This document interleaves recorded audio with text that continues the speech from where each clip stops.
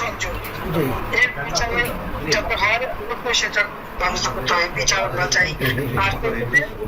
আর আমি আবার বললাম যে আমাদের রক্ষাকারী সংস্থাকে সব রকম সহযোগিতা করবেন। আমি আর এই ইতিমধ্যে সমস্ত ঘটনার পরে যে কত মানুষ মারা গেছে, আমাদের পুলিশ মাইনে ঝুলাই রেখে দেয়, আমাদের কর্মী মাইনে হাসপাতালে চিকিৎসা করতে গেলে তাকে টাইনে এনে ঝুলাই।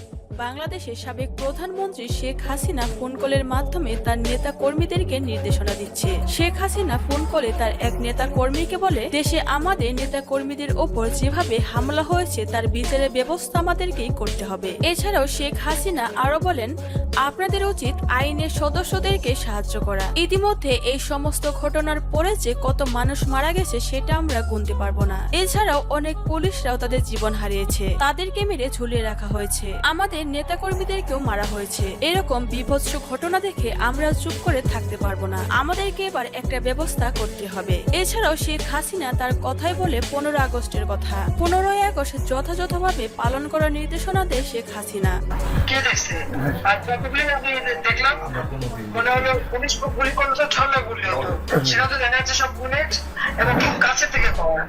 তাহলে আবার বোরকা পরে ছেলেরাও বোরকা পরে পেয়েছেন, আমিও মানে এই সমস্ত জঘন্য কাজ এখানে হচ্ছে। তো যাই হোক, দেশটাকে নিয়ে যে একটা খেলার মানে যে বস্তু পেয়ে গেছে, এই দেশটা মানুষ রক্ত দিয়ে স্বাধীন করছে, তাদের মনে রাখা উচিত। আর এত উন্নতি করছে নষ্ট নয়, সেটাও তাদের বিবেচনা করা উচিত ছিল যে তারা তো নিজেই ব্যবহার করবে।